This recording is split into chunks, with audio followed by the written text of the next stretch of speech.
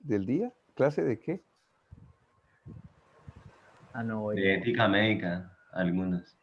Eso es antiético. Al mediodía Sí. es antiético, eso es Sí, profe. antiético. No. Los miércoles tenemos desde, por ejemplo, el D, tenemos desde las 9 hasta la 1. No. Eso es pecado. El B tiene de las 7 hasta la 1. Uy, ya ves. Bueno, a mí también me toca así de vez en cuando. Con esta señorita que está por ahí dando apoyo siempre. Mm. Bueno, arranquemos tema porque yo lo siento mucho. Es decir, si ustedes aguantan que yo corra y nos sobre un ratico, ahí repasamos algunas cosas. De lo contrario, 5 preguntitas. Eso es pan comido. Muy bien, entonces vamos a compartir pantalla. Óyeme, esta Galilea, ¿sí? No puede Sí, ser. señor. ¿Tus papás son físicos? No, no, señor. Ah. Bueno, ok. Voy a compartirles entonces pantalla para rayar y para dar pendejadas. Habíamos hablado del sistema, comenzado a hablar del sistema nervioso autónomo y de la división clásica, simpático y parasimpático, haciendo énfasis en el asunto periférico. Habíamos pintado 2 tablitas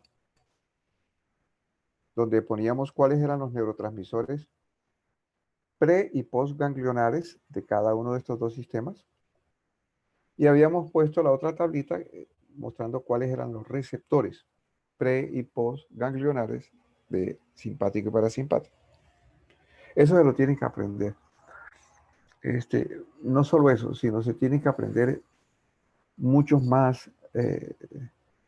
Hay unas tablas, yo siempre les insisto, hay una tabla en todos los libros. En el capítulo autónomo hay unas tablas que relacionan así, órgano, ¿no? En esta columna, órgano. Aquí, sistema parasimpático, por ejemplo, ¿no? Entonces pone tipo de receptores y tipo de neurotransmisores que predominan. Y lo mismo para el simpático, ¿no? Y a veces en algunas tablas ponen el efecto que se produce. ¿No? ¿Por qué? Porque es que ya ustedes verán que, bueno, ya hemos comentado ejemplos como el del corazón y el de los bronquios, o corazón y útero, ¿no? Donde hay receptores adrenérgicos en ambos lados, pero los receptores son diferentes. Por ejemplo, corazón predominan los beta 1, ¿no? Mientras que en los bronquios o en el útero predominan los beta 2. ¿No? Entonces, cuando usted tiene la adrenalina o la noradrenalina, que se pega a ambos, ¿no? Entonces, en los sitios donde hay receptores beta 1, usted aumenta la actividad muscular. ¿No? Es estimulante, mejor dicho, vamos a ponerlo positivo. Mientras cuando se mete con el beta 2, suele ser relajante de la actividad muscular. Entonces, ¿qué quiere decir eso? Que usted debe tener una idea de qué tipo de receptores predominan en cada órgano, ¿m? Para poder manejar la farmacología después, para poder decir, venga, yo voy a dar tal tipo de fármaco, agonista o antagonista, o beta 1, beta 2, alfa 1, alfa 2, o qué sé yo, o colinérgico muscarínico, o colinérgico nicotínico, o M1, o qué sé yo, ¿no? Si ustedes no tienen más o menos eso presente, les va a costar trabajo. Y lamentablemente, la única forma de aprender eso es memorizando, porque no les tengo una mnemotecnia que les pueda facilitar la idea de qué receptores predominan en qué órganos. Además, es claro que también que dependiendo del tipo de entrenamiento y de actividad que usted tenga de su vida, es posible que esa distribución de receptores cambie en algunas personas, ¿no? Pero por lo menos debe tener una idea de la cosa que predomina clínicamente, porque si no usted puede llegar a tener dificultades después en la clínica. Muy bien. Entonces yo les voy a dar una idea muy general, una pista muy general, pero no acerca del tipo de receptor que hay en cada órgano, tanto simpático como parasimpático. Acuérdense que casi todos los órganos son inervados por ambos sistemas, simpático y parasimpático. Entonces yo les puedo dar una idea del tipo de efecto que se va a producir si yo activo el simpático o si yo activo el parasimpático. Entonces sí hay unas reglas para eso, que generalmente cuadran bien. Entonces, todos sus libros le dicen a usted, el sistema simpático es un sistema que lo prepara a usted para la lucha o la huida. Es decir, lo hace implementar mecanismos de defensa, de lucha o de huida, ¿de acuerdo? Lo prepara para la pelea, lo prepara para enfrentar una situación de amenaza. En cambio, el sistema parasimpático, cuando se activa, lo prepara usted para la recuperación, para el descanso, digámoslo así, para el descanso, entre comillas. Si usted tiene eso presente, eventualmente usted va a poder deducir qué espera que ocurra en cada órgano. Vamos a poner ejemplos. Si a usted le aparece un atracador armado en la mitad de la noche en un sitio solo, ¿usted está feliz? No. No, claro que no. Es una berraca amenaza, ¿de acuerdo? Entonces usted tiene dos alternativas, o usted pelea o usted sale corriendo. Yo le recomiendo que salga corriendo. Es mejor que digan que aquí corrió un cobarde y no que murió un valiente. En la naturaleza, el principal mecanismo de defensa frente a una amenaza inminente es la huida. Ok, pero entonces para huir o para luchar, usted necesita actividad muscular. Sus músculos son los que necesitan camellar, bien sea para pelear o para correr. Si usted tiene que implementar actividad muscular, usted necesita echarle comidita a los músculos. 2 comiditas específicamente. ¿Cuáles creen? Glucosa. Glucosa, muy bien. Y Oxígeno. oxígeno, muy bien. Son los principales. Adicional a eso, usted necesita eliminar el mugre que se produce metabólico rápido. Entonces usted necesita botar CO2. Usted necesita corregir pH, ¿no? Botar hidrogeniones que se producen como consecuencia de la actividad metabólica. Y bueno, miremos entonces cómo se hace para eso. Si usted tiene que llevarle más glucosa y oxígeno al músculo, ¿quién le lleva más glucosa y oxígeno? ¿Quién se lo lleva? El sistema circulatorio. Correcto, circulación. Su sangrecita. Entonces usted tiene que mandarle más sangre al músculo. Eso quiere decir que usted debería robarle sangre a los órganos que en ese momento no son vitales. ¿De acuerdo? Piel. Sistema digestivo en general. Sistema reproductor. En ese momento esa vaina no es indispensable. Entonces usted tiene vasoconstricción en todos esos órganos. Y cuando usted hace vasoconstricción en piel, y en estómago, y en hígado, y en todas esas vainas, es como si usted los exprimiera. Entonces esa sangre, usted hace una redistribución sanguínea. Entonces, ¿para dónde se va la sangre? Para los órganos esenciales en el momento de la pelea. Se va para el músculo, para cerebro y para riñón.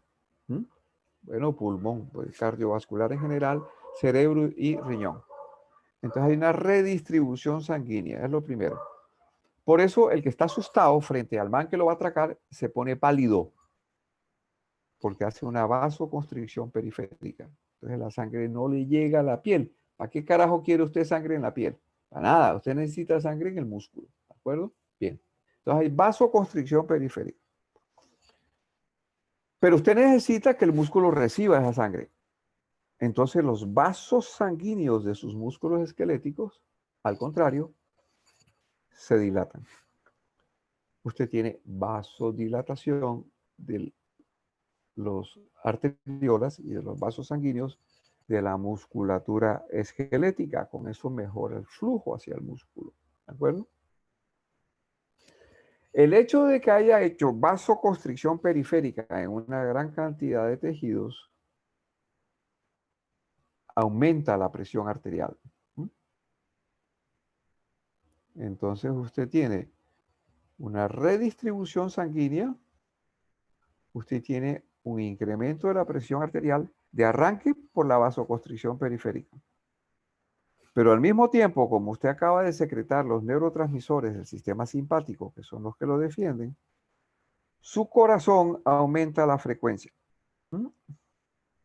Entonces usted manda más sangre hacia el músculo porque hay redistribución sanguínea, la envía más frecuentemente, la presión en el sistema circulatorio incrementa, por eso la presión sanguínea hace que haya un mejor transporte de sustancias de los vasos hacia el tejido muscular. Ya verán ustedes corazón el próximo semestre y verán que el estímulo simpático aumenta la fuerza de contracción cardíaca también, no solo la frecuencia, sino la fuerza. Entonces, desde el punto de vista cardiovascular, usted aumentó frecuencia, fuerza, presión arterial. Barato esas tres. Pero al mismo tiempo no le sirve de nada mandar sangre, aumentar la presión, meterle más veces bombeo cardíaco si la sangre no lleva oxígeno. Entonces, la sangre tiene que oxigenarse. ¿Dónde se oxigena? En el pulmón. Eso quiere decir que en su pulmón usted aumenta, o en su caja torácica, usted aumenta la frecuencia y la amplitud respiratoria. ¿De acuerdo? Entonces usted hiperventila, aumenta la profundidad y la frecuencia respiratoria. Con esto usted está oxigenando más la sangre. Pero además, ese oxígeno, cuando usted ventila, tiene que pasar por una tubería. Su sistema de tráquea, de bronquios, bronquiolos y no sé qué. Pues los bronquiolos tienen músculo liso en su pared. Y usted necesita que el aire entre con facilidad hasta el alvéolo, que es donde va a haber el intercambio de oxígeno con el capilar. Entonces, ¿usted será que abre o cierra la tubería? Se abre. La abre. Ok. Entonces usted produce broncodilatación. Por eso la adrenalina relaja el músculo liso bronquial. Por eso los bronquiolos se abren. Pero estimula el músculo liso de las arteriolas en los sitios donde no se necesita sangre y por eso hay vasoconstricción, subida de presión arterial. Y también estimula el músculo cardíaco. Entonces el corazón se contrae más frecuente y con más fuerza. ¿Ok? Entonces esa es una respuesta típica frente a una emergencia. Pero adicionalmente a eso hay otra respuesta. Usted necesita glucosa. Entonces usted va a movilizar glucosa de sus depósitos o glucógeno de sus depósitos si no tiene suficiente glucosa. Entonces, fíjense que todas estas respuestas, incluida la de la movilización de la glucosa, son respuestas que aumentan el metabolismo. Por eso decimos que el sistema nervioso simpático es catabolizante, porque tiende a aumentar el metabolismo en el sentido de descomponer las cosas complejas en moléculas más simples y en destinar muchos mecanismos para la producción de energía. Por eso es un sistema catabolizante. Entonces, siempre que usted necesite una acción de emergencia, usted producirá este tipo de respuesta. Por supuesto, usted, como aumentó el metabolismo, el catabolismo, empieza a producir CO2 y el pH se acidifica. Entonces usted dentro de la hiperventilación, usted no solo mete más oxígeno, sino que elimina CO2. Al eliminar CO2, ya verán ustedes en su sistema respiratorio que se bajan los hidrogeniones. En general, si usted tiene CO2 más agua, usted produce ácido carbónico, que es H2CO4, y ese ácido carbónico se disocia en bicarbonato más hidrogeniones. Entonces, esta es una reacción que anda en balance, que depende de dónde haya más sustrato, si de este lado o de este lado. Entonces, si usted elimina el CO2, los hidrogeniones se ligan al bicarbonato, se produce el ácido carbónico y se produce más CO2, y usted lo bota por el pulmón. Entonces ya veremos que el pulmón es uno de los reguladores del pH sanguíneo, ¿de acuerdo? O el sistema respiratorio. Bien, entonces, la pista es esa. Usted tiene que preguntarse si la actividad que usted está, ya voy, Miguel Ángel, si la actividad que usted, a la que usted está enfrentado es una actividad de emergencia, predomina el incremento simpático y el incremento simpático produce un aumento de las actividades metabólicas. Entonces, en cada sitio usted sabrá, por ejemplo, eso, ¿no? Usted deduce que es relajante del músculo liso bronquial, pero es estimulante del músculo cardíaco, por ejemplo, ¿no?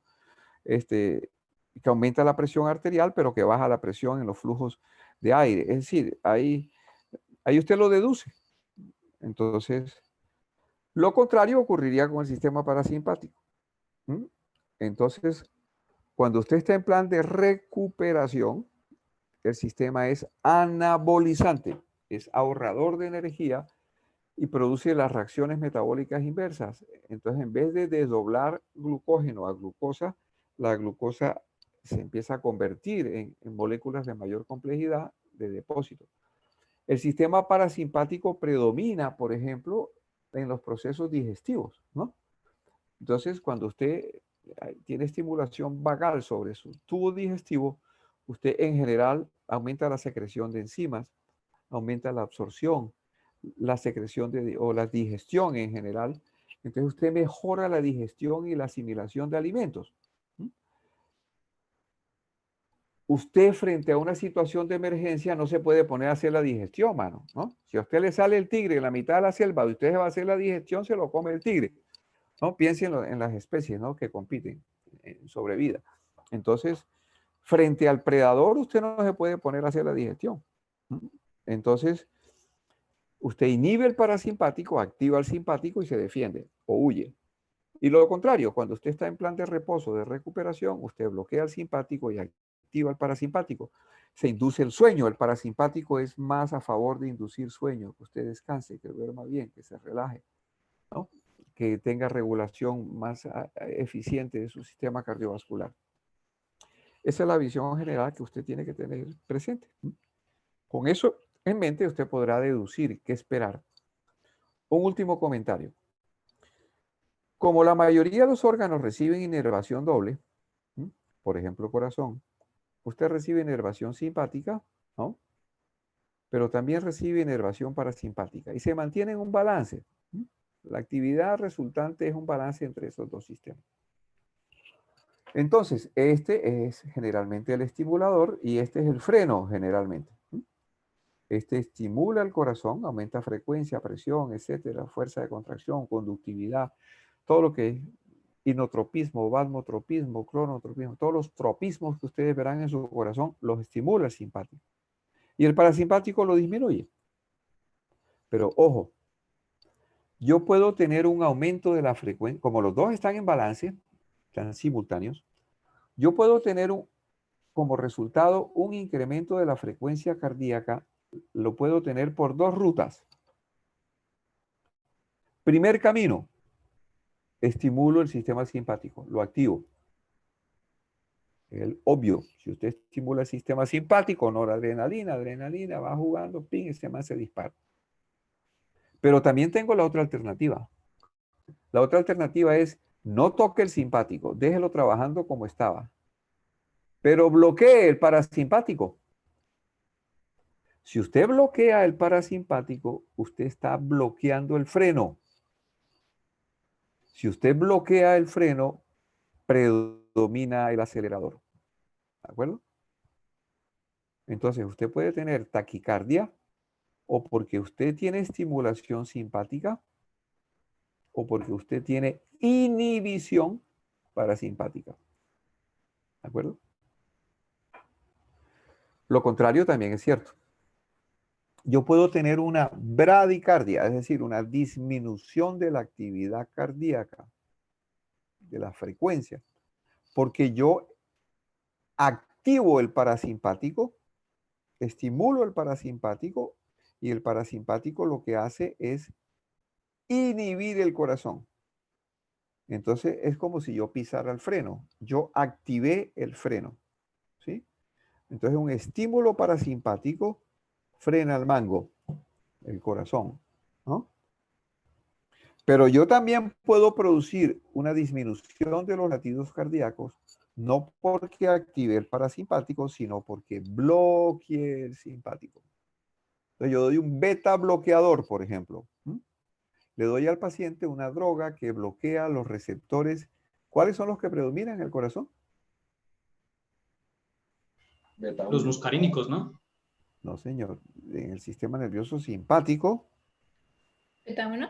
beta 1. Muy bien. Beta 1 son los que predominan en el corazón. En los bronquios predominan el beta 2. Óigame bien, se lo voy a preguntar. Yo generalmente entrego preguntas. ¿Y sabe por qué le digo que se lo voy a preguntar? Porque es súper básico en medicina. Y usted no se le puede olvidar más nunca. De aquí para el resto de su vida, no se le puede olvidar que en bronquios predominan los beta 2 y en corazón los beta 1. La madre para el que se le olvide. Porque es que usted lo va a manejar todos los días en la clínica. ¿De acuerdo? Entonces, ese tipo de cosas son las que están en las tablitas, que yo les digo que estudien y se aprendan. Pero hay cosas grandotas que de arranque tiene que irlas sabiendo, ¿no? Entonces, beta 1 corazón, beta 2 bronquios, beta 2 en útero, ¿no? Esas cosas grandes. Ok. Entonces, vuelve y juega. Yo puedo tener bradicardia porque bloqueo. Yo doy una droga bloqueadora beta 1. Un beta bloqueador de predominio beta 1 produce bradicardia. Baja la frecuencia cardíaca y la fuerza de contracción y la velocidad de conducción cardíaca y todas esas vainas, ¿no? Baja todo eso. Y hoy en día hay muchísima gente que toma beta bloqueador, pero mucha es en serio. Dale, Miguel Ángel, pregúntame. Sí, profe, yo quería preguntar, ¿cómo se vería alterado el riñón con la inervación simpática en estos momentos de vida o muerte? Bien, una de las cosas es que se aumenta el flujo plasmático renal. Entonces, en situaciones de estrés, bueno, ya verá el riñón, lo van a ver el próximo semestre. Venga, usted tiene arteriolas aferentes, tiene el glomérulo, que son un montón de capilares, arteriolas eferentes. Aquí está la cápsula de Bowman, ¿no? Y aquí está el sistema tubular contorneado proximal, no sé qué vaina. Su sangre llega aquí y se filtra por presión hidrostática. Es el principal mecanismo de transporte en el glomérulo. Entonces usted aumenta la tasa de filtración. Esa filtración se incrementa como en todo mecanismo de transporte pasivo. Hay una fuerza impulsora que se llama ¿cómo? En el caso de la filtración.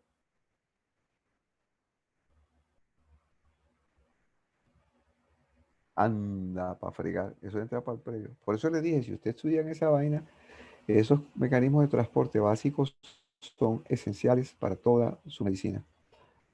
¿Cuál es la fuerza impulsora principal en la difusión? Gradiente de concentración. Gradiente químico principalmente. Y si usted quiere, el electroquímico. Y en la filtración. Carajo, ¿ustedes han hecho café? ¿Han filtrado café? Sí, Sí, Se han hecho tintos, ¿cierto? Algunos, no instantáneo, sino del otro, ¿no? Usted pone, aunque sea una media de esas, usted saca la media más vieja que usted tiene, le echa café y echa agua caliente encima, ¿sí o no? Y se filtra. La membrana es su media.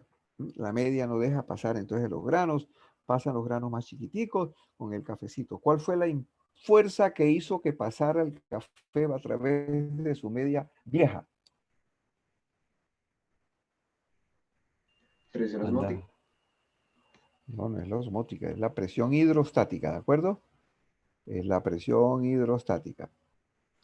Entonces, la principal fuerza impulsora en la filtración es la presión hidrostática.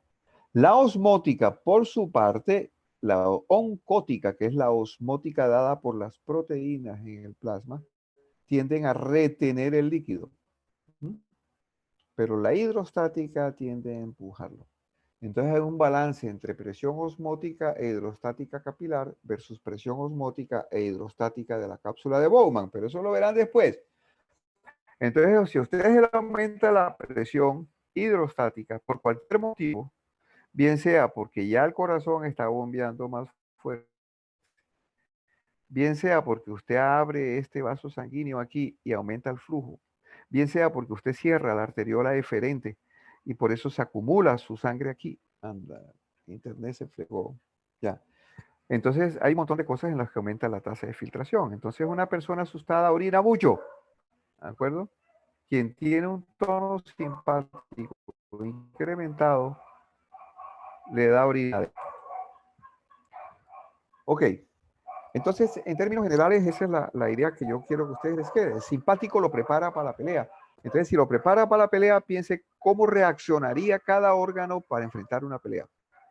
Y el parasimpático lo protege, lo recupera, ¿no? Le da lo realimenta, etcétera. Entonces, ¿qué necesita usted? Por eso usted no le recomiendan que haga ejercicio cuando acaba de comer, ¿no? ¿Por qué?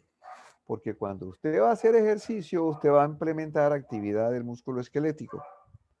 Y si usted va a implementar actividad del músculo esquelético, ¿no?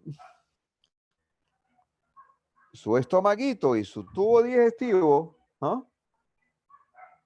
Necesita también sangre. Si usted quiere absorber los alimentos, digerirlos, pues echar encima, usted necesita flujo sanguíneo en el sistema digestivo.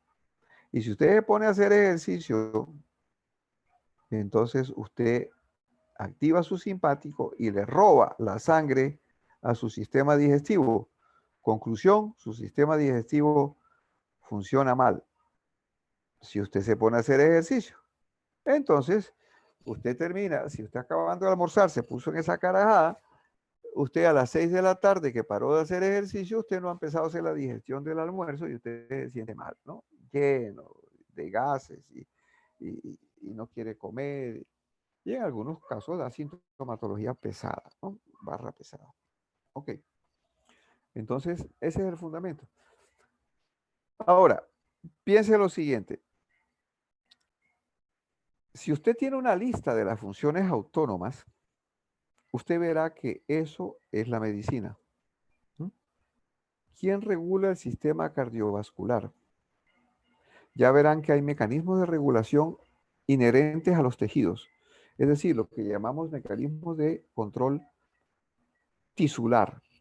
Pero el gran controlador es su sistema nervioso autónomo, en cardiovascular, por ejemplo, ¿no? Si usted habla de respiración, el gran controlador de su respiración es su sistema nervioso autónomo. Usted tiene un control parcial voluntario sobre su respiración, pero el control automático, que es el que le garantiza la homeostasis en su organismo, es autonómico. Si usted habla del control hormonal, de todos sus ciclos hormonales que son comunal, lo regula sistema hipotálamo, hipófisis y el resto. Hipotálamo, que es las estructuras centrales del autónomo, ¿no? Y por eso el sistema hipotálamo que comparte autónomo y límbico, por eso los cambios emocionales se manifiestan en cambios autonómicos y hormonales. Por eso en las mujeres es muy notorio esto porque se tienen desarreglos de los ciclos menstruales como consecuencia de estados emocionales intensos, ¿no? Es claramente descrito el ejemplo que siempre ponemos en honor a uno de mis compañeros que ya falleció, ginecostetra, me decía, Carlos, háblale de esa vaina a los estudiantes. La muchacha tiene su primera relación sexual o sus primeras relaciones sexuales y es muy frecuente que tenga desarreglos del ciclo y viven convencidas de que están embarazadas. Y le arma boncha al novio también, ¿no? Tienen retraso menstrual porque hay un componente emocional importante. Afortunadamente cada vez es menos trágico eso, ¿no? Culturalmente hemos evolucionado y ya no hay tanta censura ni nada de esas carajadas por las relaciones sexuales. Antes era muy complicado. Antes, por razones religiosas, lo que usted quiera, moralistas, lo que usted quiera, era muy penalizada la relación sexual fuera del matrimonio. Entonces, las muchachas tenían desarreglos menstruales y este ginecostetra que yo les menciono, que falleció, fue un compañero mío de promoción. Él trabajaba con una universidad en Bucaramanga y me decía, Carlos, tienes que hablarle de esta vaina a los estudiantes porque yo atiendo mucha mujer universitaria que está complicada en su matriz porque se mandó a hacer aborto sin estar embarazada. Y yo dije, ¿cómo así, manito? Sí, porque todas están pasándola rico y tienen desarreglos menstruales y en vez de hacerse una berraca prueba de embarazo y tomarla con calma, de una vez van a que les hagan un aborto. Y van a los sitios más puercos, porque es allá donde no es clandestino, oculto, nadie las va a ver y no sé qué. Entonces les meten tallos de cebolla y el alambre no sé qué joda y les hace un montón de porquerías. Entonces me llevo a hablar de eso porque la gente, a pesar de que está en universidad, parece que tuviera un nivel cultural terrible, ¿no? Bueno, entonces son desajustes hormonales como consecuencia de un estado emocional intenso, ¿no? Me la pasaron rico, pero quedaron con culpa y no sé qué carejada y tal, tome para que lleve, ¿no? Entonces, eso es claro. Entonces, el sistema nervioso autónomo y control hormonal es claro. Cualquier cosa, casi que cualquier sistema que usted quiera revisar, el sistema nervioso autónomo es el chacho de la película. Entonces, eso debe exigir de ustedes estudiar bastante bien el sistema nervioso autónomo. Y el problema es cómo evaluar el sistema nervioso autónomo. Entonces uno podría evaluarlo directamente, por ejemplo, metiendo electrodos para registrar actividad del nervio vago, para registrar actividad en la cadena simpática, para registrar qué sé yo, ¿no? Pero eso es invasivo y en la mayoría de los casos es exagerado e innecesario. Entonces uno suele evaluar el sistema nervioso autónomo de una forma indirecta a través de las respuestas reflejas controladas por el autónomo sobre los sistemas que regula, ¿no? Es decir, yo manipulo alguna variable y miro cómo se ajusta, por ejemplo, la respiración. Simple, yo le pongo a usted a hacer ejercicio y miro usted qué pasa con su respiración, ¿no? ¿Qué pasa con su saturación de oxígeno? ¿Qué pasa con su frecuencia respiratoria, con su amplitud respiratoria? ¿Qué pasa con la resistencia al flujo si le hago una espirometría? Entonces, yo evalúo la respuesta respiratoria como consecuencia de un estímulo que yo controlé. ¿Cuál fue el estímulo?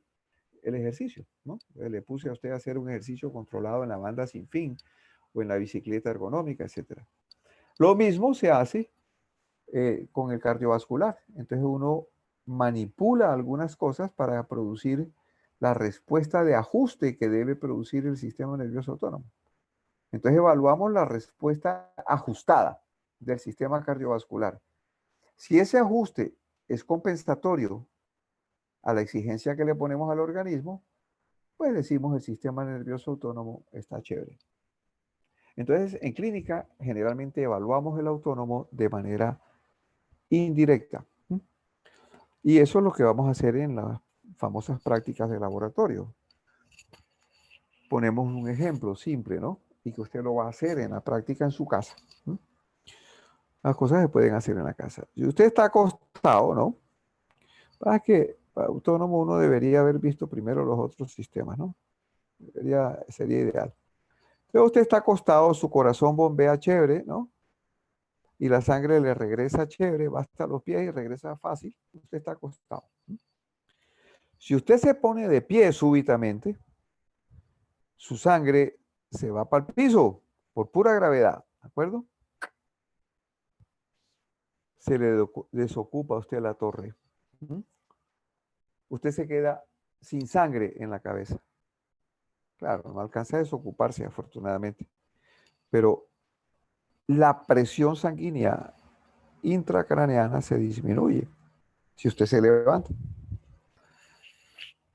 Como eso ocurre, le falta oxígeno. Y como le falta oxígeno, inmediatamente usted le da un yello. ¿Sabe lo que es un yello? Le da mareo, ¿no? Entonces usted dice, epa, me dio como, en la costa decimos así, a este mal le dio un piripaque, ¿no? Le dio un yello, le dio alguna vaina. Usted le da un mareo, una vaina, se siente mal. Y en algunos casos, al piso, ¿no? Usted se cae. En algunos casos, usted se cae.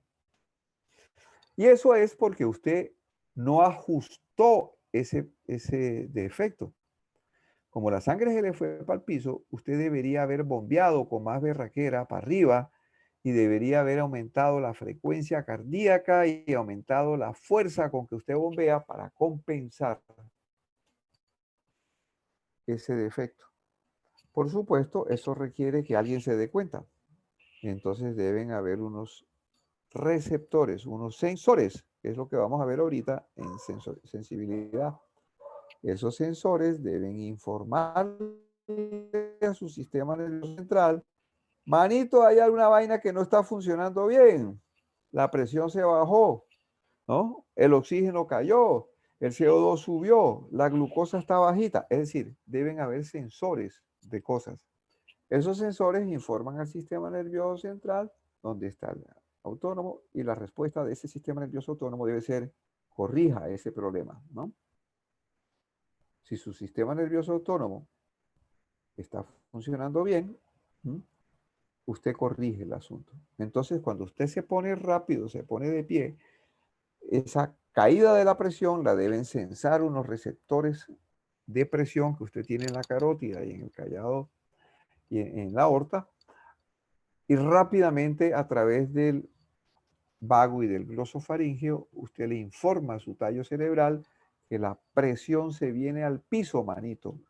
Entonces eso debe producir una respuesta refleja inmediata y hacer que su corazón se contraiga con más veces, con más fuerza, y aumente la presión hacia su torre. Entonces, cuando usted se acaba de levantar, en los primeros 15 segundos, si usted se toma el pulso, usted verá que usted se pone taquicárdico. Si midiera la presión continua, usted vería que su presión subió. Pero bueno, cuando ya usted produjo todas las respuestas adaptativas y ya está regulando su presión, hizo la vasoconstricción que tenía que hacer en un sitio, dilatación en el otro lado, aumento de la frecuencia cardíaca, usted respiró más, etcétera, etcétera, ya estaba balanceado. Entonces, ojo, usted no puede mantenerse con esa frecuencia cardíaca porque su presión se mantiene alta. Usted tiene que volver a bajarla. Entonces, en los siguientes 15 segundos, yo espero que la frecuencia cardíaca vuelva a bajar. Eso, por ejemplo, le llaman el índice 1530. Así se llama. Se mide la frecuencia cardíaca en los primeros, la mayor frecuencia cardíaca en los primeros 15 segundos, y se mide la menor frecuencia cardíaca en los siguientes 15 segundos. Y debe haber una relación de más de 2:1 de frecuencia cardíaca, si el sistema autónomo funciona bien. Si no funciona bien, usted le da el yello. Entonces no se le aumenta la frecuencia cardíaca, no sé qué, y usted se marea y se va para el piso. Y aparece en la disautonomía.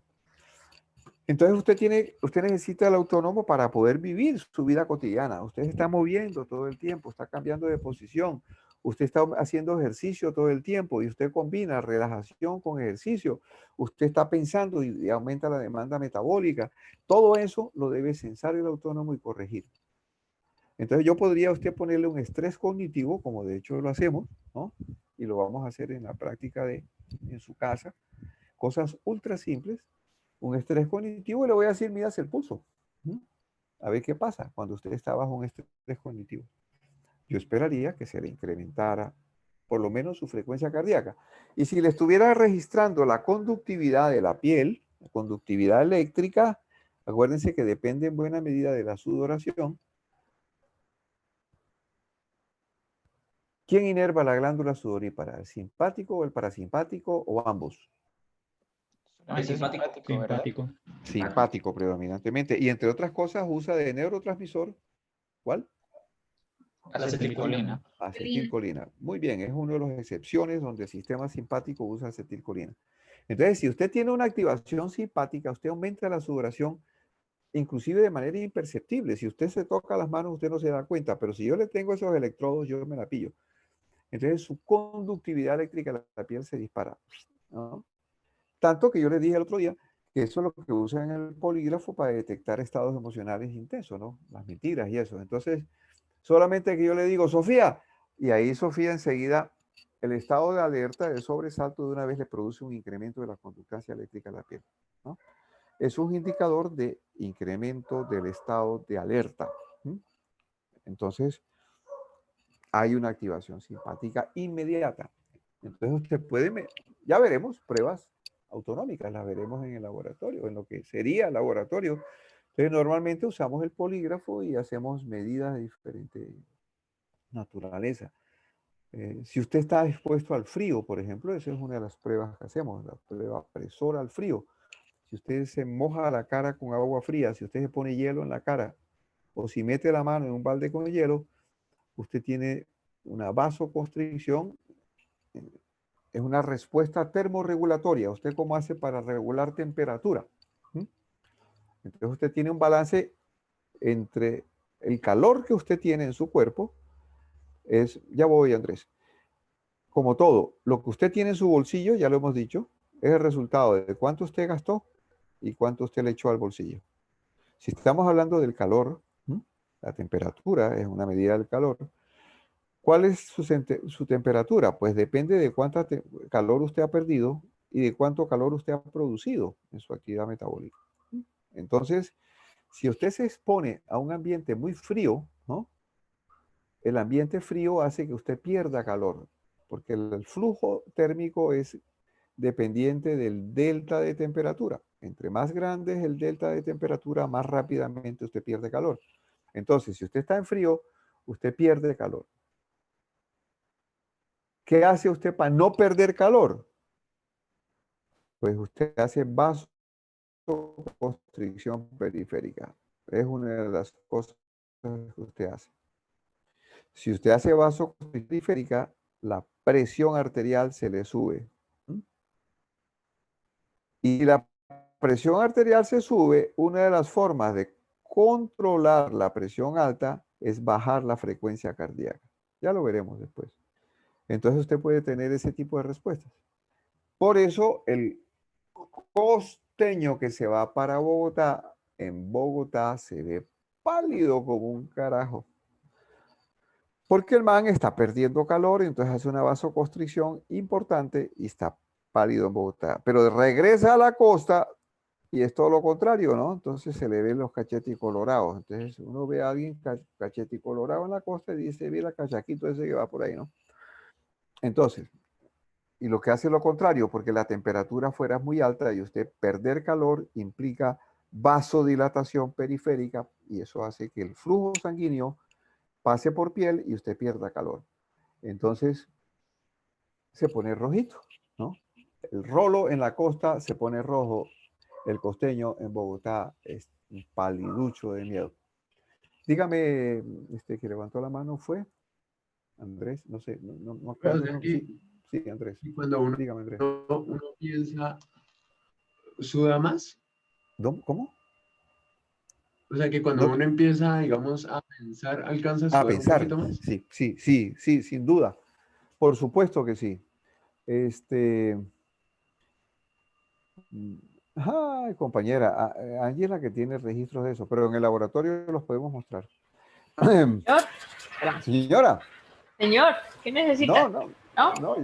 No, pero para el laboratorio. ¿Para qué invoca mi nombre? ¿Para qué me invoca? Compañera, porque es que usted es mi mano derecha y me salva cada vez que los pelados preguntan cosas, usted tiene la respuesta. Ah, bueno. Entonces usted debería hacer la clase.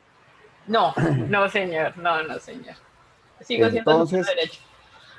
bueno, entonces lo que estaba contando que usted pone estrés cognitivo en sus pacientes y ese estrés cognitivo usted lo registra además por muchos mecanismos, pero además mira la sudoración, es decir, la conductancia eléctrica de la piel, ¿no? Y ese estrés cognitivo es una prueba tan simple como la resta, poner a hacer restas a la persona. Eso aumenta la sudoración, sin duda, sí. Y por eso cuando usted está asustado, ¿no? Usted salió con la otra amiga y no con la novia y aparece su novia, usted suda como un carajo, ¿no?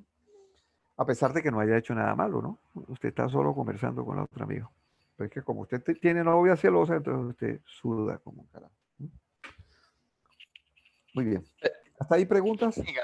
Es solo amiga. Una amiga, compañerito, yo que estoy diciendo, amiga, sí, ni más faltaba. Pero Profe, si es amiga con derecho, ya es otra historia, eso sí, no, ya eso es chisme, yo no sé. Dígame. profe, sobre este control sobre la vasoconstricción a la hora de sentir frío, ¿yo cómo explico cuando yo me acostumbro al frío? Sí, o sea, digo, yo cuando recién llegué a Bogotá me daba muchísimo frío y siempre tenía que estar arropado, básicamente. Y pues he vivido ahí 3 años y ya no me da frío. Ya no te Entonces, da frío. o sea, ¿hay algún cambio estructural o qué habrá pasado ahí? Sí, hay algunas cosas que cambian. Primero usted ya compra la ropa adecuada, ¿no? Entonces usted se abriga mejor. No, parece mentira, pero uno de los mecanismos de termorregulación son los mecanismos comportamentales. No estoy tomando el pelo, es en serio. Entonces su comportamiento es más acorde a las necesidades ambientales. Uno. Pero adicionalmente, desde el punto de vista biológico, también ocurren cambios. Es decir, uno puede tener inclusive adaptación de receptores, es una de las cosas que tiene. Entonces, ya lo vamos a ver. Ahorita mismo vamos a empezar a hablar de eso. Pero adicional a eso, su metabolismo cambia. Entonces, yo no sé cuál será su percepción, pero cuando uno va a vivir a un sitio frío, como pierde mucho calor, usted necesita producir más calor, porque usted lo está perdiendo a una tasa mayor. Entonces, usted come más. Entonces, en Bogotá usted le da hambre, comparado con lo que le ocurriría en la costa. Entonces usted va y compra el helado. A pesar de que está en lo frío, usted compra el helado porque es rico en calorías. Es puro azúcar esa vaina, azúcar y grasa, ¿no? Entonces usted come el helado, come la torta, ¿no? Hay cosas chéveres. Usted va y compra una ensalada de frutas, pero es una ensalada de frutas que le echan medio frasco de miel de abejas. En fin, usted empieza a cambiar sus estrategias dietéticas, en fin, y su tasa metabólica cambia, ¿no? Tanto que eventualmente usted acaba engordando, porque usted acaba echando más combustible del que necesita para quemar, ¿de acuerdo? Y como además ya usted cambió comportamentalmente y usa ahora un mejor abrigo, y ya no es tan pendejo de salir en la madrugada, sino que usted le dice a la pelada que vaya más bien a su casa en vez de usted ir a la casa de ella, y le dice de paso que se quede, ¿no? Pues que esa vaina de chupar frío a medianoche no tiene gracia. Entonces, es decir, usted cambia sus hábitos de vida y por supuesto entonces deja de... Ese, sufre procesos adaptativos de más de un tipo. Además, también hay cambios en la hemoglobina y en la producción de glóbulos rojos. Hay un montón de cosas que tienen que, ya lo iremos viendo a lo largo de los cursos de fisiología. Bien, ¿qué Listo, más? profe, gracias. Profe, Mucho una gusto. preguntita. ¿A qué se Dígame. debe, por ejemplo, pues que cuando las personas tienen como un subidón de adrenalina y no sé, por ejemplo, que están peleando y pues esos como esas personas que digamos les dan un golpe o una puñalada y pues dicen que por la adrenalina como que no sienten el dolor? ¿A qué se debe eso? Listo, compañero. Vamos a empezar la clase de sensibilidad, porque su pregunta tiene todo que ver con esa clase. Muy bien. Entonces, préstame atención porque vamos a hablar de eso en este momento. Entonces, cuando nosotros empezamos a hablar de sensibilidad, separamos lo que es sentir de percibir. Ya hemos hecho comentarios sobre eso. En general, la percepción es el darse cuenta de lo que usted siente. La percepción es la conciencia y por lo tanto, la interpretación de lo que usted siente. ¿Usted percibe todo lo que siente? ¿Usted qué cree? De algunas cosas no soy consciente de eso. Como por ejemplo, perdóname que estoy comiendo galletas, pero es que yo necesito. Ajá, dígame. Como por ejemplo, a veces, no sé, tipo, cuando estoy caminando, a veces no soy consciente de que, por ejemplo, mis extremidades se están moviendo, porque yo estoy hablando con alguien y pues estoy prestando la atención a eso en vez de notar que, por ejemplo, mi brazo está moviendo de adelante hacia atrás o que estoy tocando el piso, Ok. o esa clase de cosas. Muy bien, eso es cierto. Profe, yo tengo una pregunta. Espérame, y yo te pregunto primero, ¿cuántos sentidos tenemos nosotros? Uy, pues no son solo los especiales, también tenemos esto de, pues tenemos la propiocepción, esto del sentido del pasar del tiempo, pero exactamente cuántos no sé. ¿Dónde están las mujeres de este grupo? El sexto sentido. Ahí ya tiene más.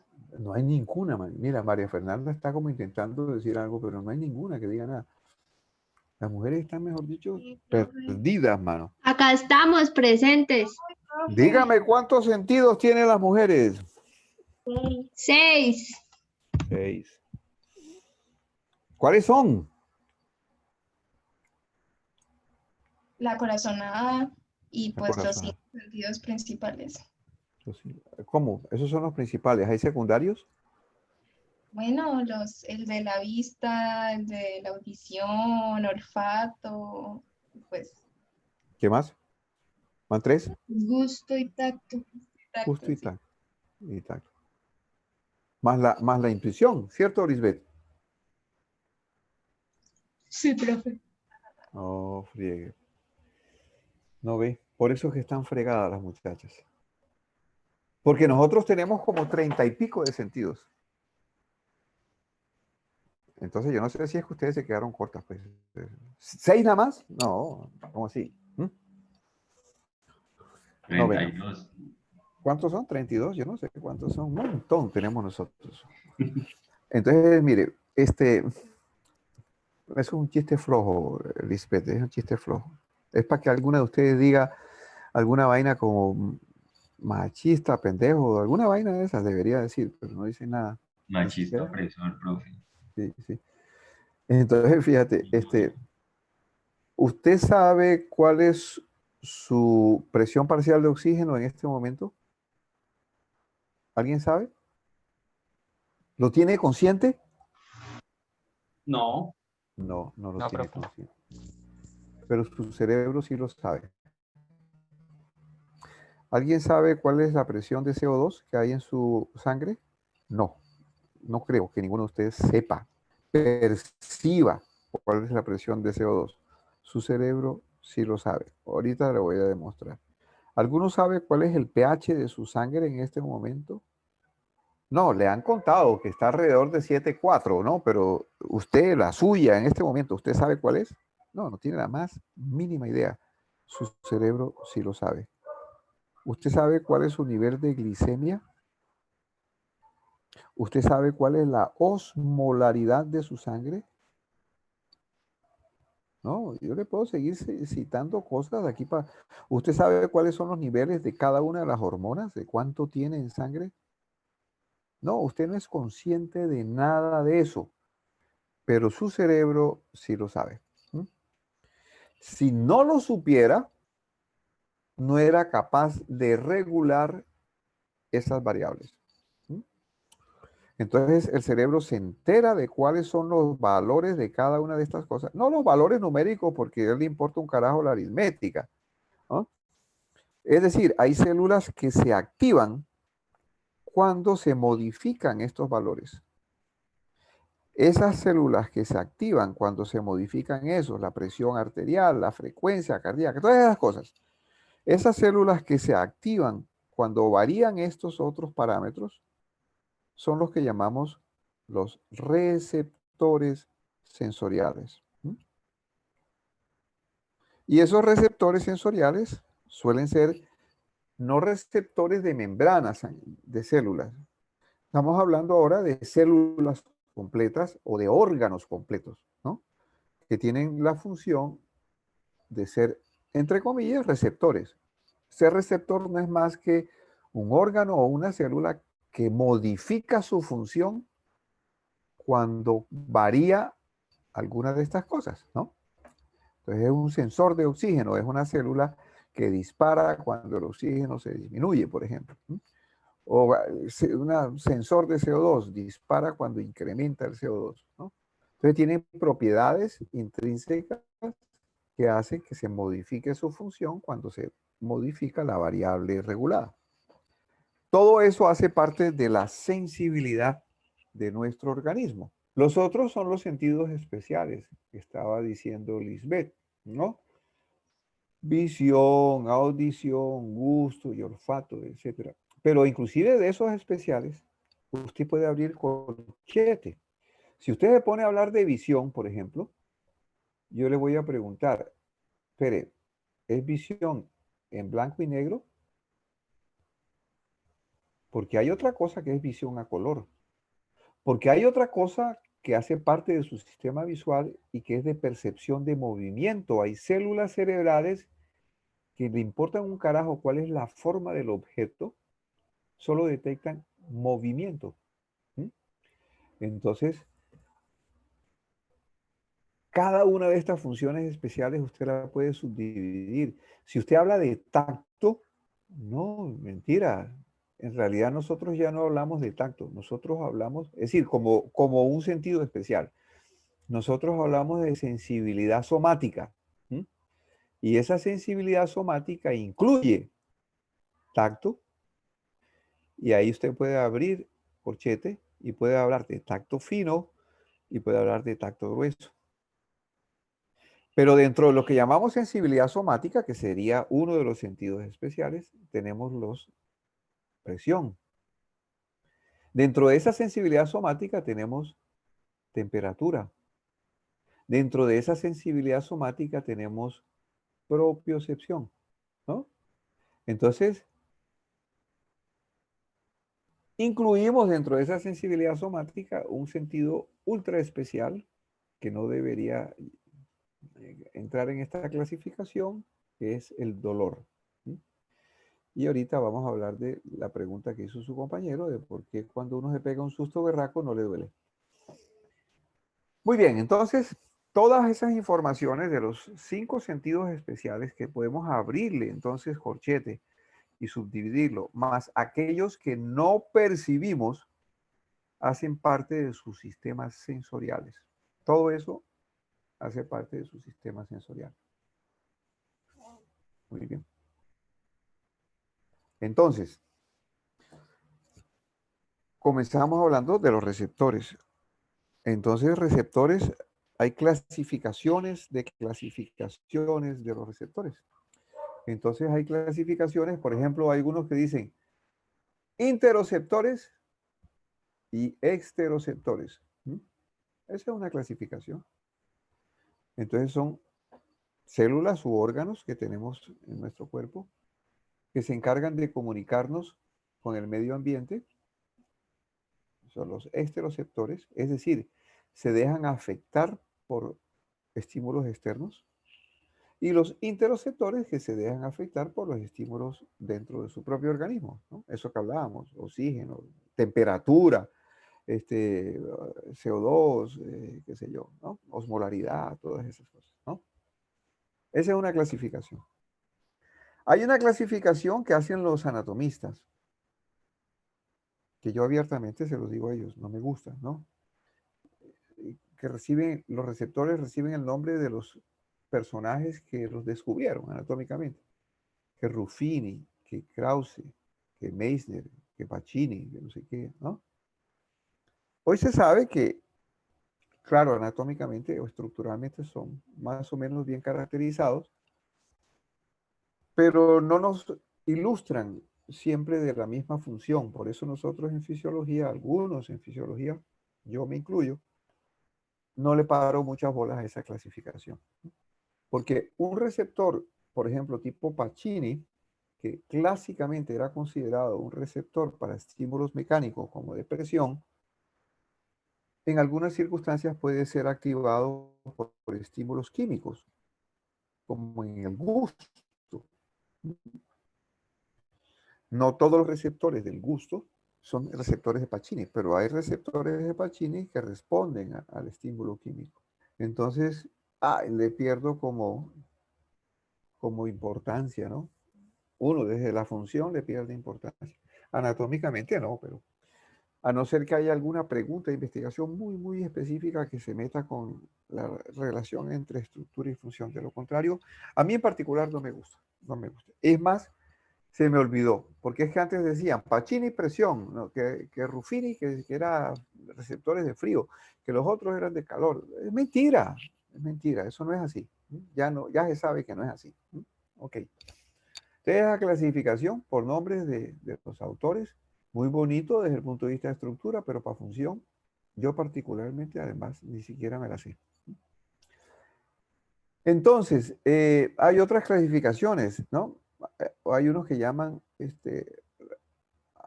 hablan de algunos grupos de receptores como teleceptores. Entonces, para hablar de los receptores que reciben información que está a distancia.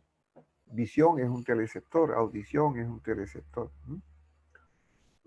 Pero no sé cómo se llamarían los otros que no son teleceptores, ¿no? Como los que están en piedra aquí directamente, ¿no? No sé. Bueno, definitivamente la clasificación que a mí en particular me gusta más es la clasificación que tiene que ver con el tipo de la naturaleza física del estímulo que lo activa. Me explico. Existen los quimiorreceptores, ¿no? Existen los mecanorreceptores. Existen los termorreceptores. Existen los receptores electromagnéticos.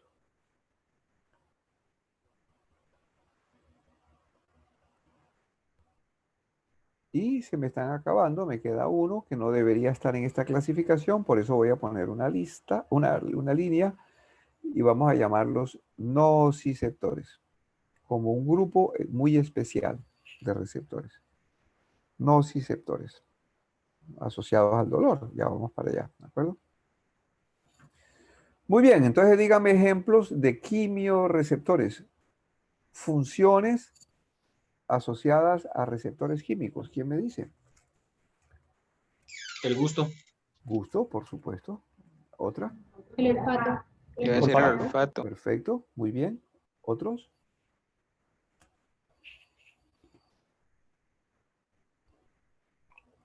Los he mencionado ahorita. Ya están mencionados. Profe, los de oxígeno. Los de También hay. oxígeno. Los de CO2. Los de CO2. pH. Los de pH. pH. Osmolaridad. Glucosa. ¿Y quién sabe cuántos más? Que no sabemos siquiera que existen. Bueno, todos esos sentidos están relacionados con quimiorreceptores. ¿De acuerdo? Son células que al entrar en contacto con un agente químico, produce un cambio funcional. Ya vamos a ver qué tipo de cambio funcional, ¿de acuerdo? Esos son quimiorreceptores. Muy bien. Sigamos con los mecano. ¿Quién me dice ejemplos de mecanorreceptores? De sentidos. El tacto, principalmente tacto fino, tacto grueso, la presión. Muy bien. Tacto fino, tacto grueso. El sonido, la vibración. Señora, tactos. Ok, espera, es que yo escribo muy lento. Tactos, ¿qué me dijo? Presión. Sonido, ¿no? Por supuesto, sonido. El sonido es presión, ¿no? Fuerza por unidad de área. Dígame, ¿cuál? Vibración. ¿Cuál? Vibración, ¿cómo no? Sí, señora. Vibración. ¿Cuál más? Propiocepción. ¿Saben lo que es propiocepción? ¿Todos saben lo que es propiocepción? Sí. Todos. Por si acaso alguien no lo sabe, es el sentido que le hace tener conciencia a usted de la posición de su cuerpo en el espacio y de la relación de postura de los diferentes segmentos corporales. Yo puedo cerrar los ojos y sé que estoy sentado.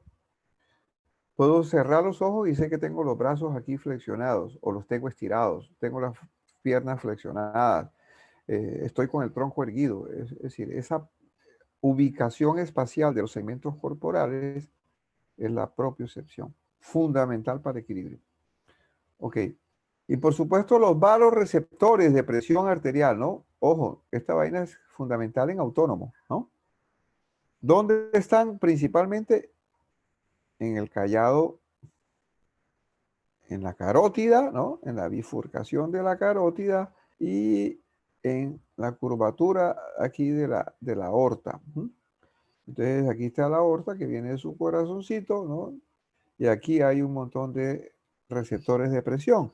Hay receptores también en las paredes del corazón. Hay receptores mecánicos, pero ya no para presión arterial, pero hay mecanorreceptores en los pulmones. De manera que cuando usted distiende los pulmones, hay células que se activan y le informan a su cerebro que usted está inspirando. Ok. Hábleme de los termorreceptores. Es frío y calor. Perciben cambios en la temperatura, ¿sí? Muy bien. Yo creo que el comentario correcto es el que está haciendo nuestro compañero, no sé cuál fue el que habló. Es mucho mejor hablar así que de frío y de calor, a pesar de que en los libros le dicen frío y calor, ¿no? Porque el frío no existe. Existen bajos niveles de calor, ¿no?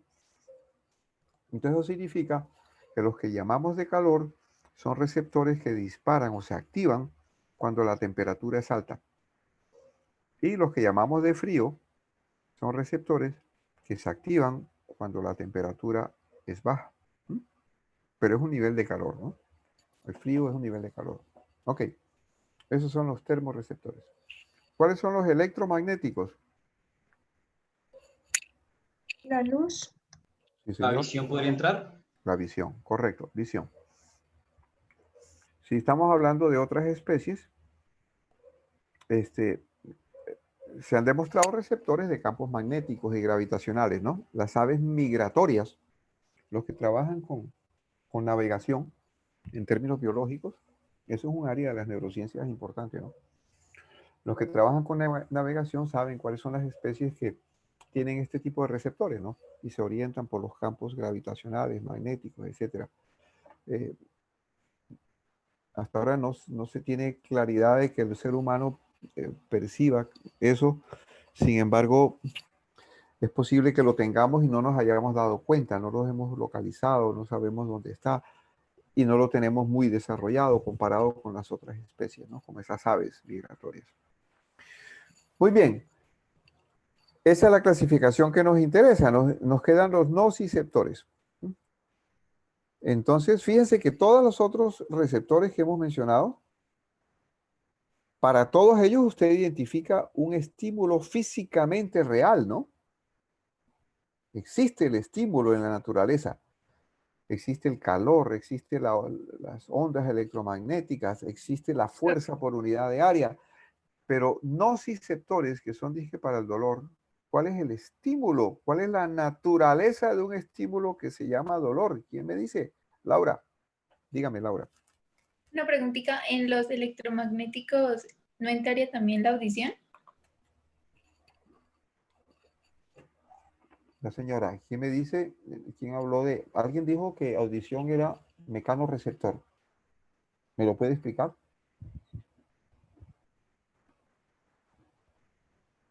Ah, eso es por lo de la tensión y el movimiento en el oído. Ok. Bien, entonces no le demos vuelta. El sonido no existe, ¿de acuerdo? El sonido existe como percepción del ser humano y de los animales. ¿Qué es el sonido? Ondas mecánicas. Son ondas, son oscilaciones de presión y de descompresión, que usted las puede graficar, ¿no? Como una onda, pero ¿qué es lo que tiene aquí y qué es lo que tiene acá? Aquí usted tiene tiempo y aquí tiene presión. Así de simple. Entonces, usted necesita un medio que transmita el sonido, porque este medio tiene que comprimirse y descomprimirse. Es decir, tiene que aumentar la presión y bajar la presión. ¿De acuerdo?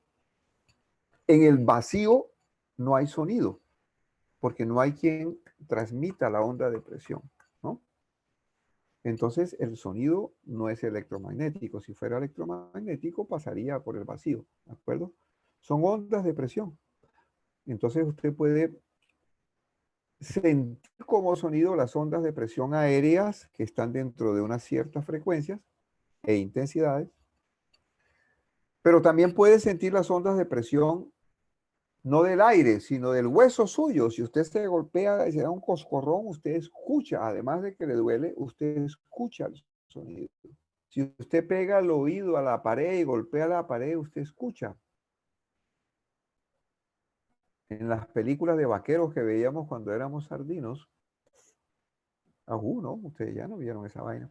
Los indios, ¿no? Que sabían cuándo venía la tropa o cuándo venía el tren, poniendo el oído en los rieles del tren, ¿no?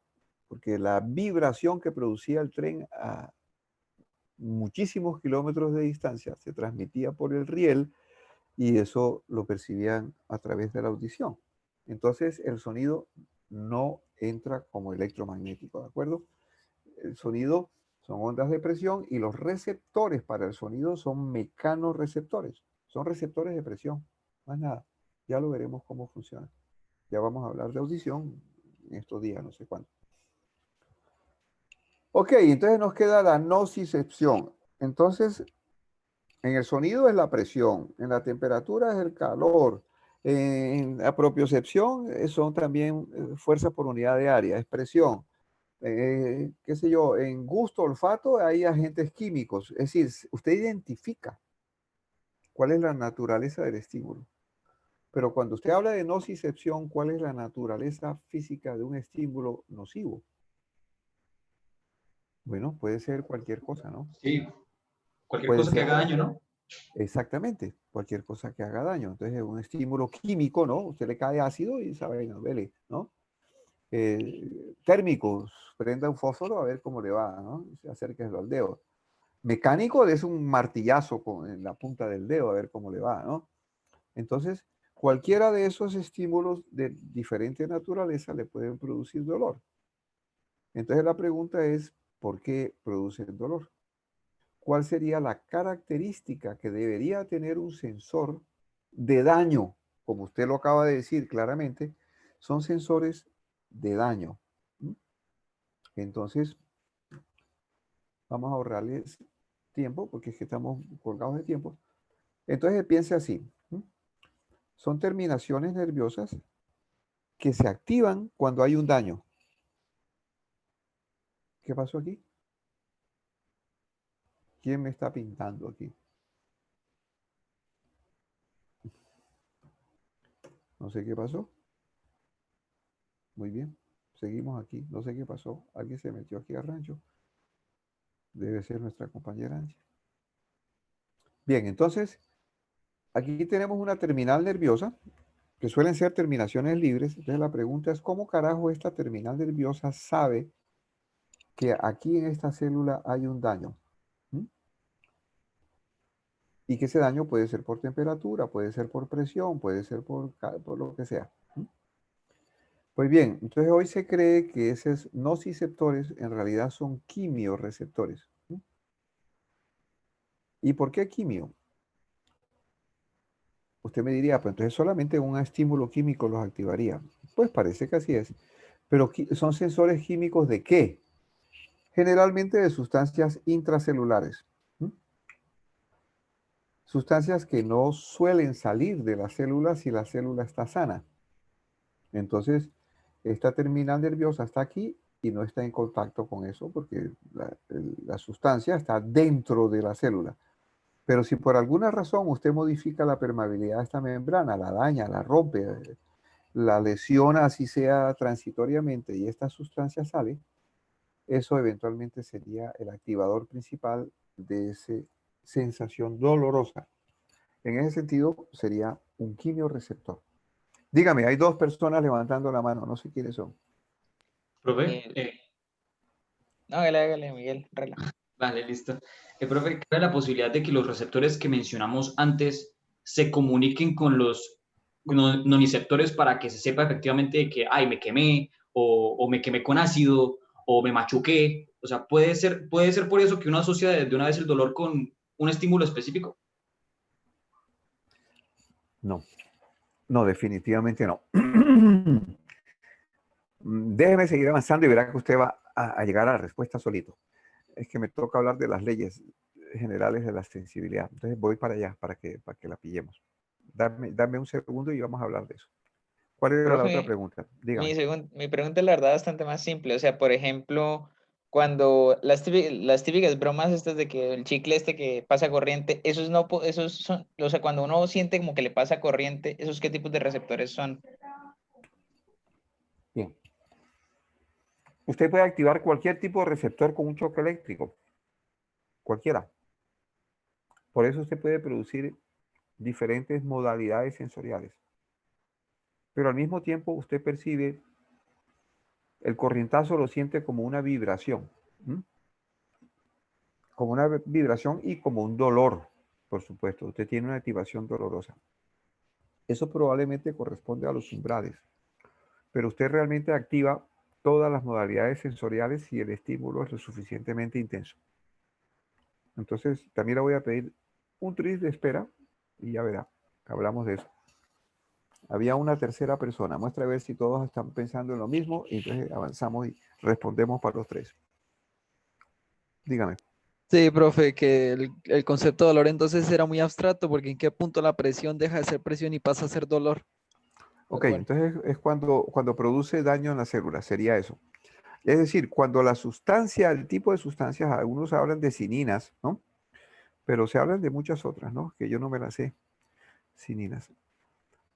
Creo que fueron las primeras descritas, que normalmente están intracelulares y si por algún motivo ella sale, entra en contacto con la terminal nerviosa y se percibe como dolor. Entonces, pero eso no significa que haya un daño irreversible, ¿no? Puede ser un daño transitorio y la célula se puede recuperar, pero mientras está en esas condiciones, sumado a otros mediadores de la inflamación que contribuyen al dolor, ¿no? Inclusive neurotransmisores, ¿no? Cuando ustedes lleguen a patología, el primer capítulo de su patología va a ser inflamación y van a ver los mediadores químicos de la inflamación. La histamina, no sé qué, la serotonina y cómo se produce la vasodilatación y eso aumenta el flujo de sustancias extrañas, pero al mismo tiempo de defensas. Eso produce entonces las características de ¿cómo se llama? De tumor, rubor, calor y pérdida de la función, ¿no? Características típicas de un proceso de lesión. Ya lo verán. Entonces sería algo así, cuando se sale la sustancia de la célula, usted tendría contacto con la terminal nerviosa. Entonces vamos a ver si nos aproximamos a las preguntas que los otros compañeros estaban haciendo, para ver si lo entendemos. Entonces, usted tiene receptores que suelen estar conectados con nervios y esos nervios envían información a su sistema nervioso central y usted percibe y siente con su torre. Si usted corta la información en algún punto, usted no siente. Si usted inyecta un anestésico, por ejemplo, una lidocaína que bloquea los canales de sodio dependientes de voltaje, usted no tiene potencial de acción. Si no tiene potencial de acción, usted bloquea. Si bloquea, usted no siente. La señal no se transmite hasta su cerebro. Entonces, usted siente es con su cerebro. Su cerebro es el que le atribuye la modalidad sensorial. Lo que usted percibe como tacto es un estímulo mecánico. Lo que usted interpreta como presión es un estímulo mecánico con un poquito de características de intensidad diferente. Lo que usted percibe como temperatura es porque están los sensores térmicos que se activan, pero en últimas, lo que llega al cerebro, no importa cuál sea la modalidad de estímulo que esté activando su sistema nervioso, en todos los casos son potenciales de acción. No hay nada distinto. Y lo que llega al cerebro es un potencial de acción. Entonces, quien le atribuye una modalidad sensorial a los diferentes estímulos es su cerebro. ¿Cómo ocurre eso? NPI, compañero. Usted sabe qué significa eso, ¿no? Ni la más pura idea, ¿no? No sabemos claramente por qué carajo se le atribuyen esas percepciones a esas modalidades de estímulos. Y entonces aparece una de las primeras leyes generales de la sensibilidad. Se llama la ley de las energías nerviosas específicas. Ese nombre ya ha recibido toda la crítica del mundo, con más de una razón. Pero ¿en qué consiste esa ley? Mire, no importa cuál es el tipo de estímulo que usted use para activar esta vía. Digamos que este es un receptor que es muy sensible a temperatura. Digamos que es un receptor de calor, por ejemplo. Primero que todo, ¿qué significa que es un receptor de calor? Significa que el calor lo activa muy fácilmente. Primero, por eso decimos que es un sensor de calor. Pero ¿será que se podría activar con otra modalidad física? Por ejemplo, con un estímulo mecánico. Sí, señor. Si yo le doy un totazo a ese receptor, martillazo, puedo activarlo. Pero decimos que es de calor porque la intensidad energética necesaria para activarlo con calor es muchísimas veces menor que la intensidad energética que yo necesitaría con un martillazo para activarlo. Por eso decimos que es un receptor de calor. Pero lo puedo activar con cualquier modalidad de estímulo. Pero la ley de las energías nerviosas específicas dice que no importa cuál es el estímulo que active esta vía, el cerebro siempre nos va a decir que cuando llegue la información por esa ruta, él lo va a interpretar como calor.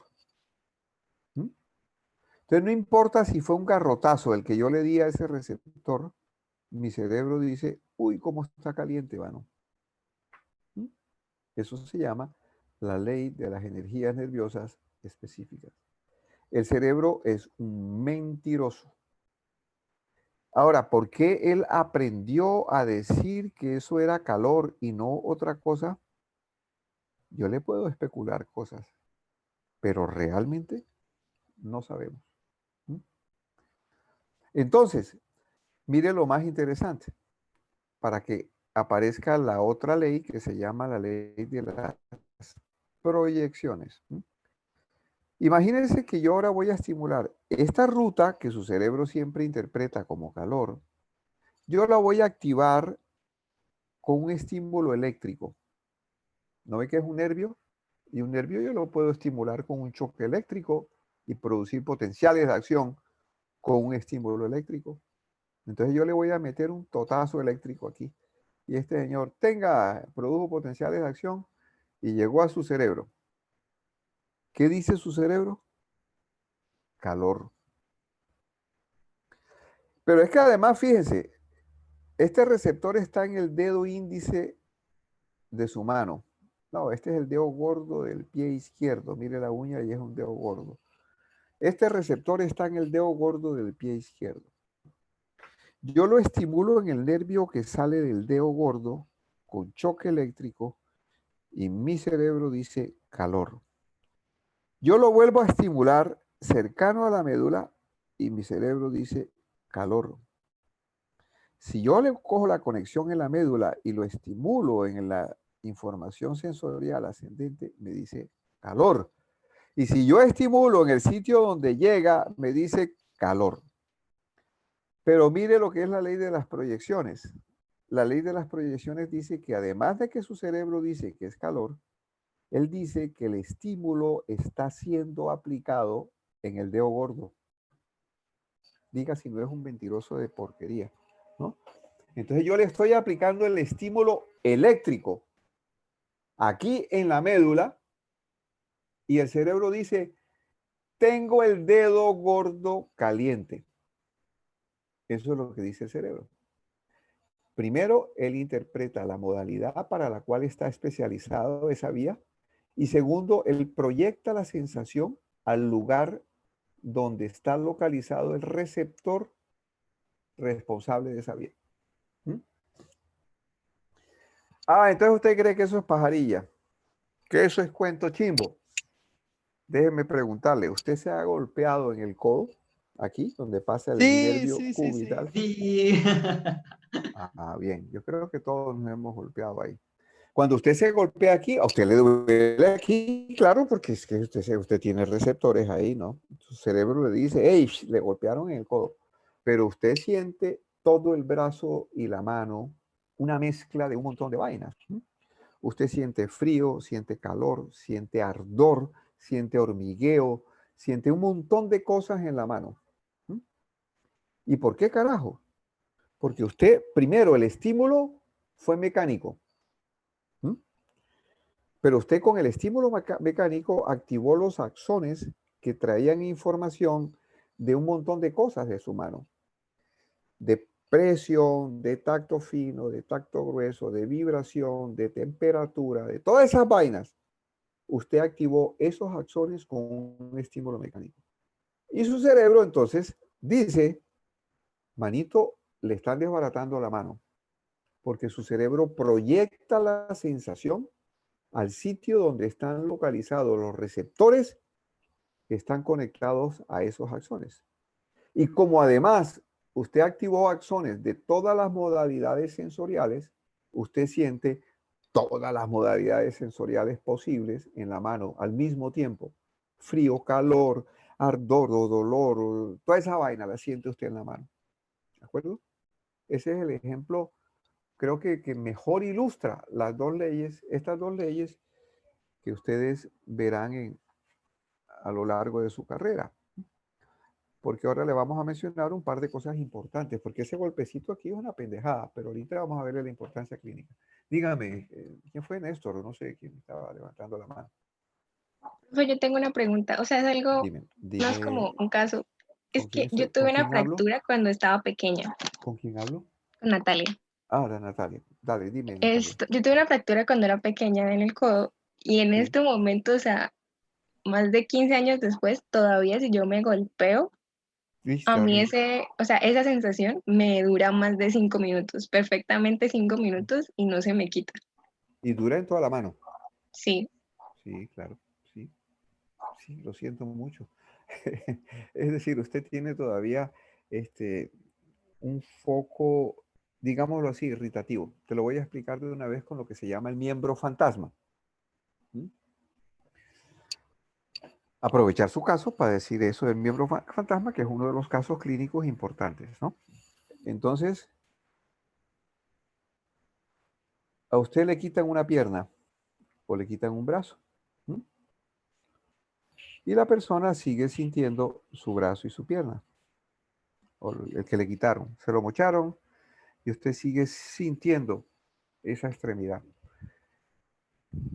Algunas veces sentir que existe la extremidad es una berraquera, porque esa sensación es suave. Sentir que tiene la pierna que ya no existe, no incomoda. O incomoda poco, comparado con la sensación de que le duela la pierna que no existe. Porque puede ocurrir. Entonces, la pregunta, o eso es lo que llaman el miembro fantasma, la pregunta sería, ¿por qué eso sigue ocurriendo? Bueno, cuando a usted le cortan esto, o en el caso que usted tuvo una fractura, tuvo una lesión que comprometió un nervio, en algún punto quedó una fibrosis, por ejemplo. Aquí cuando usted le mochan la pierna, en ese muñón se forma una cicatriz. Y muchos de los nervios que a usted le cortaron quedaron vivos, porque están lejos del cuerpo celular. Si a usted le cortan un nervio muy cerca al cuerpo, el nervio degenera, pero si le cortan el axón muy lejos del soma, la neurona persiste viva, ¿de acuerdo? Entonces usted tiene un montón de neuronas vivas Y aquí quedaron los axones libres. Esos axones normalmente venían del dedo gordo del pie, venían de la rodilla, venían de la pierna. ¿De acuerdo? Ahora no existe la pierna. Usted tiene el muñón y en ese muñón usted tiene una cicatriz, una fibrosis que comprime los nervios. Entonces, con el movimiento, con el roce, con la ropa, con cualquier cosa, usted activa esos axones. Disparan potenciales de acción. Inmediatamente ellos se siguen comunicando con su torre y su torre tiene en su mapa, dice, esa neurona proviene del dedo gordo del pie. Entonces usted empieza a decir que le duele el dedo gordo del pie. O que siente el pie o que siente la pierna. Entonces yo les digo que en algunas épocas muy antiguas, la medicina trataba esto como un problema psiquiátrico. Decía, es que el paciente no acepta que le quitaron la pierna. Pues claro, debe ser muy berraco aceptar que a uno le amputen una pierna o un brazo. Debe ser emocionalmente, tiene que ser un caso psiquiátrico. Yo no tengo ninguna duda. Pero la sensación de miembro fantasma no tiene nada que ver con la psiquiatría. Es absolutamente un proceso de irritación en la terminal nerviosa y que su cerebro interpreta como proveniente del miembro que usted ya no tiene. En el caso suyo, si usted se tuvo una fractura y tiene una compresión del nervio, tiene una cicatriz alrededor de eso, es posible que eso sea una compresión y un foco irritativo para esos axones que provienen de su mano. Entonces, cada vez que usted hace algún tipo de roce o qué sé yo, contribuye a la activación de ese sitio, su cerebro proyecta la sensación a su mano. Porque de allá es donde vienen esos axones. Eso se llama la ley de las proyecciones. ¿De acuerdo? Y además, si ese axón era de frío, usted va a sentir frío en su mano. A pesar de que lo activó fue un roce, ¿no? Usted rozó el brazo, qué sé yo, no tiene nada que ver con el frío. Usted percibe frío. Yo no sé si eso empieza a responder las preguntas de los que ustedes me habían preguntado hace un instante. ¿De acuerdo? La interpretación de la sensación es un asunto de la torre suya. La torre de control es la que dice qué es lo que usted siente. Y en ese sentido nos engaña. Nos engaña porque si usted activa una vía de dolor con un estímulo mecánico, a usted le duele. Entonces imagínese un paciente con un miembro fantasma, pero que por algún motivo tiene los axones que llevaban información dolorosa activos. Son esos los que están activos. Entonces todo el tiempo le duele. Entonces, ¿cómo carajo? Pues a mí me duele la mano que no tengo. Entonces, no, ande a la psiquiatra. No, señor, dile analgésicos. Y también se maneja con otro tipo de fármacos que por supuesto pretenden interferir sobre el sistema nervioso central. También se trata poniendo antiinflamatorios, inclusive se hacen infiltraciones con antiinflamatorios, con corticoides en el muñón.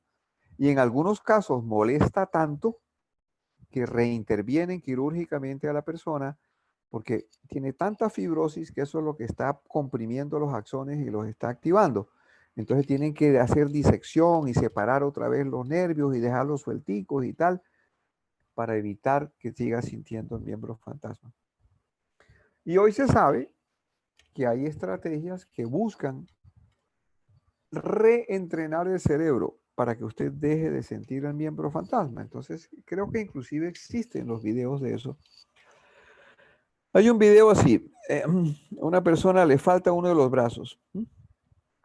Entonces, lo ponen a mirar a través de unos espejos, lo ponen a mirar el único brazo que tiene. Digamos que tiene el brazo derecho y el izquierdo no existe. Pero hay un sistema de espejos que mirando a través de una cámara, el paciente ve sus dos brazos. Entonces, por supuesto, uno de ellos no existe. Uno de ellos es la proyección del otro. Hay un sistema óptico ahí que hace la ilusión óptica de que existe el otro brazo. Entonces ponen a la persona a entrenarse a mover el brazo que no tiene. por supuesto, va a tener que mover el brazo que sí tiene. Pero de alguna forma esa percepción del brazo que no tiene, pero que sí tiene, ¿no? En su fantasía, hace que en su corteza cerebral, digamos, esta es su corteza precentral, ¿no? Aquí. Entonces, esta área motora, digamos que era el área motora del brazo izquierdo, y aquí está la del brazo derecho. Entonces, las neuronas del brazo que sí existen empiezan a invadir las neuronas del brazo que no existen. Y empiezan a llevar el control de ese otro núcleo de neuronas.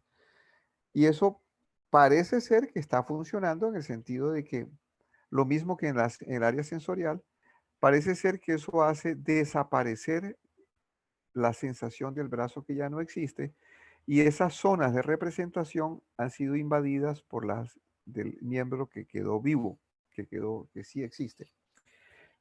Yo no conozco la técnica en detalle de cómo se hace, no la conozco, pero se está intentando implementar, o se está implementando. Es un reentrenamiento del cerebro para que interprete ahora de otra forma su propio esquema corporal, ¿de acuerdo?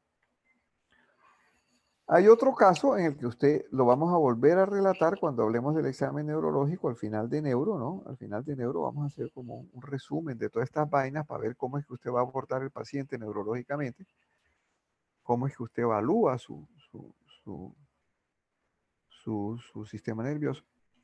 Y es el caso de la lesión de la médula espinal. Cuando usted tiene un trauma medular y tiene una sección completa de la médula, pues usted deja de mandar información a la torre, ¿no? Entonces aquí está su cerebro no le llega la información que proviene, por ejemplo, del pie, ¿no? Entonces, y no es capaz de mover las piernas, etcétera, ¿no? Ese es el parapléjico, pero además de ser parapléjico no siente, ¿no es cierto? Porque aquí usted cortó los cables, entonces no le llega la información al cerebro. Pues resulta que aquí quedan nervios que eran los que conectaba con lo que venía de acá abajo. Entonces es perfectamente probable que en algún momento el paciente empiece a decir, yo siento mis piernas, y se entusiasma, ¿no? Porque ya estaba paralítico, parapléjico, ya estaba con el problema de falta de sensibilidad en piernas, y de pronto él empieza a decir que está sintiendo las piernas. Entonces él cree que se está recuperando. Entonces yo siempre les digo a ustedes, como médicos, sean muy prudentes. Examinen bien al paciente para estar seguro de que no es el miembro fantasma. Porque si usted lo estimula, adaptarse a que la persona tiene una lesión medular y que no va a volver a caminar más nunca, a no ser que aparezca ahora un remedio, y que no va a sentir más nunca, a no ser que aparezca algo que mejore la conexión. Hay mucho trabajo sobre eso, pero todavía no están funcionando bien. Pero si usted lo ilusiona, él se va a gastar un montón de tiempo adicional volviendo a aceptar que es una mentira. Y eso tiene implicaciones en la calidad de vida, en la recuperación, en la salud, en la economía familiar, en un montón de cosas. Entonces déjeme decirle que yo le voy a dar a usted un coscorrón si usted entusiasma al paciente cuando el paciente dice que está sintiendo las piernas. Tampoco lo desestimule. Primero examínelo. Segundo mandamiento de la ley de Dios.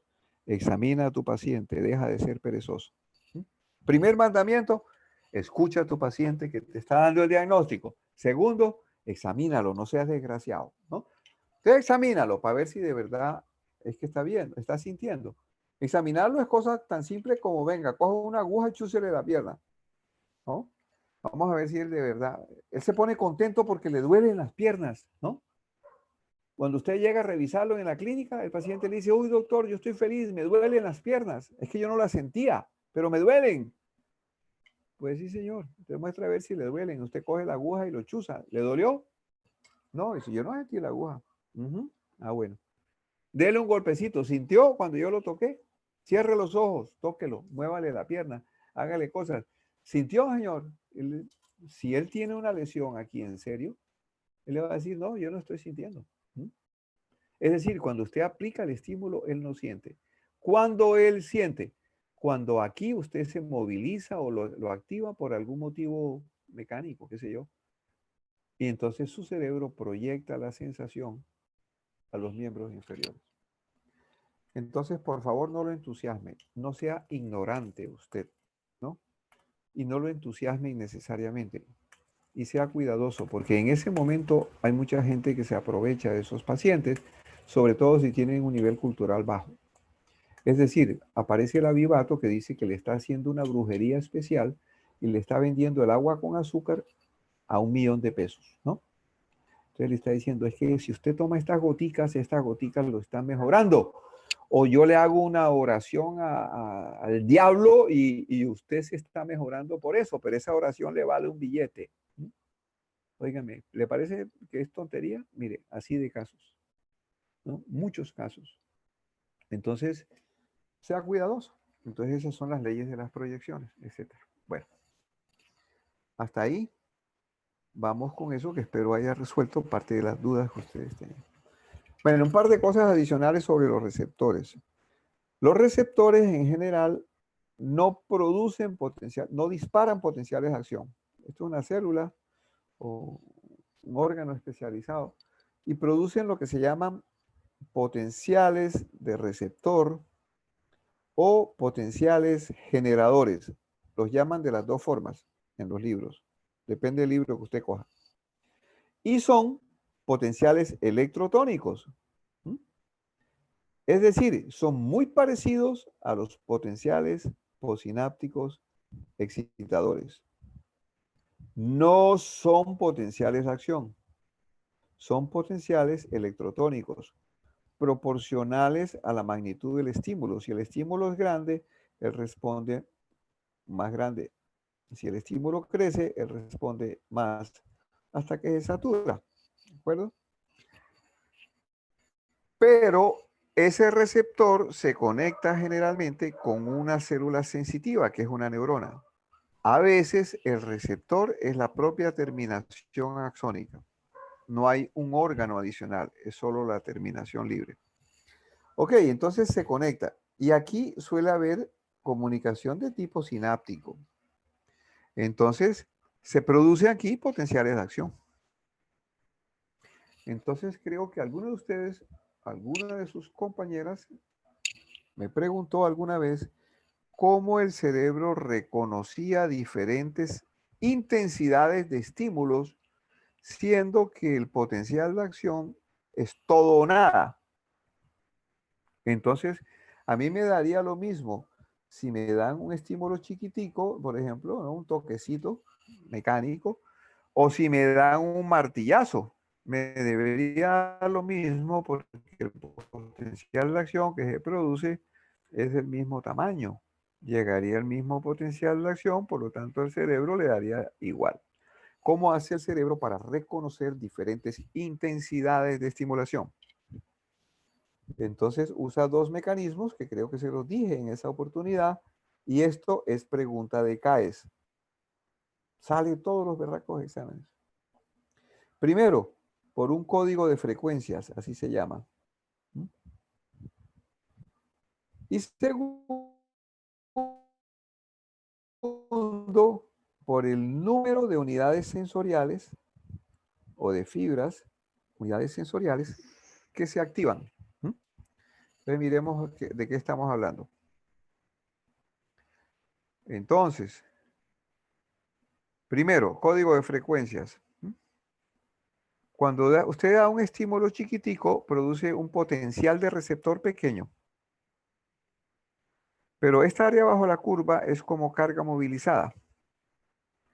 Y en realidad lo que dispara el potencial de acción en la neurona es la cantidad de carga que usted puede movilizar. Entonces yo vivo poniendo un ejemplo ridículo. Imagínense que las cargas son papas. No papabombas, son papas. O tomates, para que no digan carajadas. Entonces, digamos que yo para producir un potencial de acción necesito 2 tomates. Entonces, si el estímulo es chiquito y yo movilizo 2 tomates, pues 2 tomates producen un potencial de acción.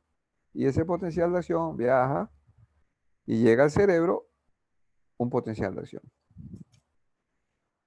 Pero si el estímulo es más grande, el potencial de receptor crece. Entonces ya no son 2 tomates, son 4 tomates. 4 cargas movilizadas. 4 cargas movilizadas me alcanza la plata para producir 2 potenciales de acción. Entonces empiezan a viajar parejas de potenciales de acción. Y cuando llegan al cerebro, llegan junticos, un potencial de acción detrás de otro. Y así, ¿no? Entonces, a eso lo llamamos el código de frecuencias. Entre más grande es el estímulo, más grande es el potencial de receptor, hasta que se satura. Pero el potencial de acción sigue siendo todo o nada, pero lo que se modifica en el nervio es la frecuencia de potenciales de acción. Entonces, entre más grande es el estímulo, más grande es la frecuencia de potenciales de acción que llegan al cerebro.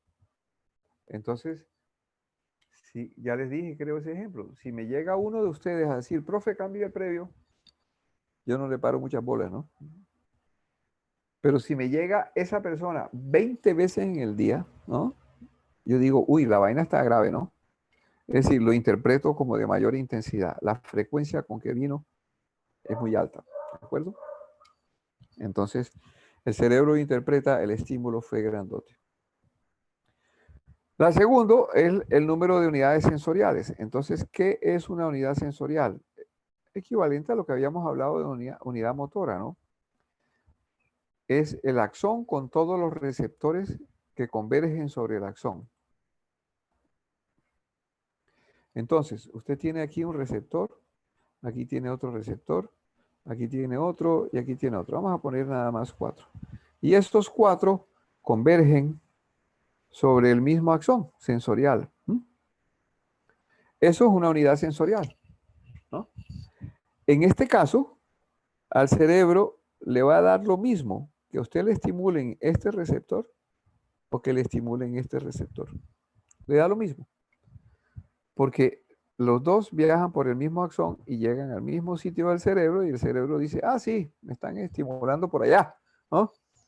Por allá puede ser, por ejemplo, esto cuando las unidades sensoriales son muy grandes, entonces la capacidad del cerebro de reconocer el sitio donde están estimulando es pésima.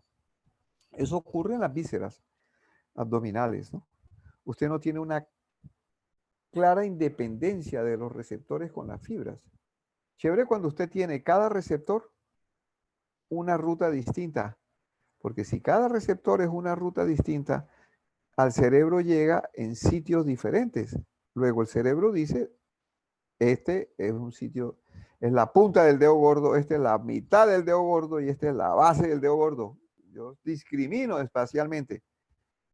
Pero si las 3 partes del dedo gordo convergen al mismo axón, lo que el cerebro va a decir es, esa vaina es como que el dedo gordo, ¿no? Entonces, la capacidad de discriminación espacial depende de si la unidad sensorial es grande o chiquita, ¿no? Entonces, acabo de meter ahí un gol adicional. Pero bueno, ¿por qué la intensidad? Entonces, si yo tengo una unidad sensorial y tengo otra unidad sensorial y tengo otra unidad sensorial, entonces un estímulo pequeño con frecuencia activa pocas unidades sensoriales.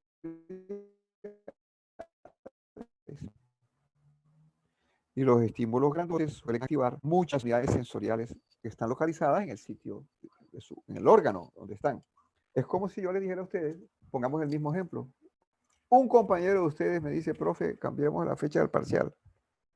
Yo digo, las ganas son como poquitas, las ganas del grupo, ¿no? Pero si todos dicen, profe, parcial hoy jueves a las 8 de la noche, no, hagámoslo el lunes. Y todos lo dicen al mismo tiempo, entonces digo, el deseo es grande, ¿no? La intensidad es grande.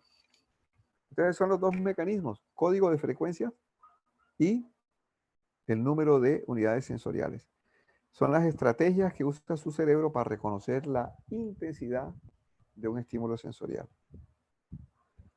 Para reconocer la modalidad sensorial, utiliza la especialización del receptor y alguna cosa que ocurre en el cerebro que no sabemos qué es.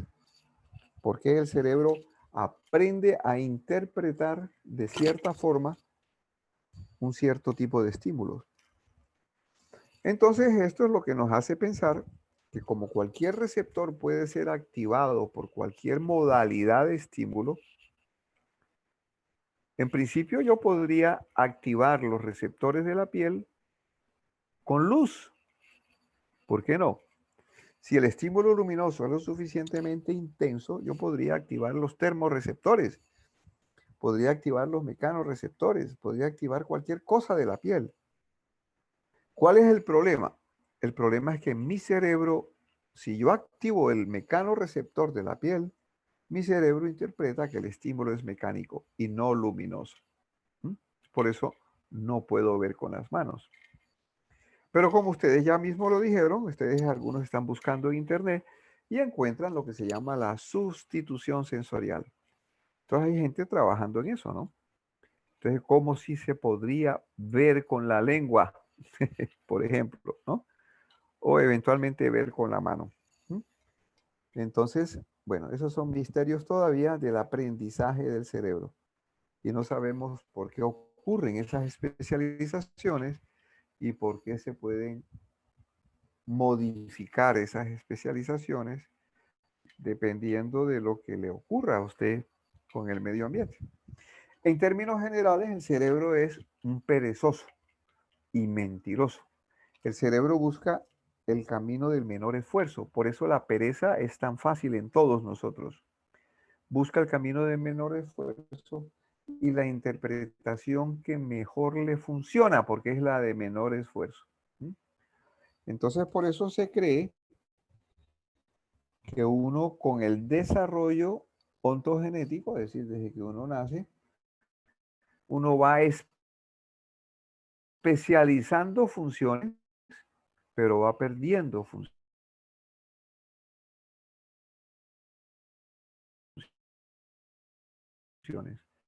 Esa especialización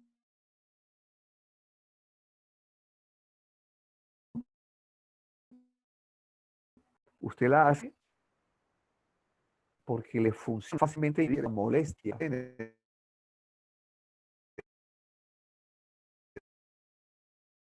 energía extra leer de un libro.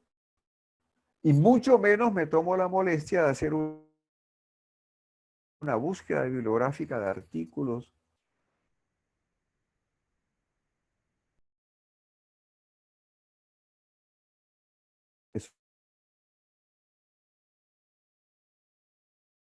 eso requiere energía, requiere gusto. Entonces, si usted, por eso perdemos funciones sensoriales y por eso la plasticidad sensorial en los niños es mucho más eficiente que en los viejos. Y por eso se cree que el niño puede aprender a ver con otros órganos diferentes a los ojos y el adulto le va a quedar, como dicen por aquí en Santander, muy de para arriba. No aprende. Loro viejo aprende.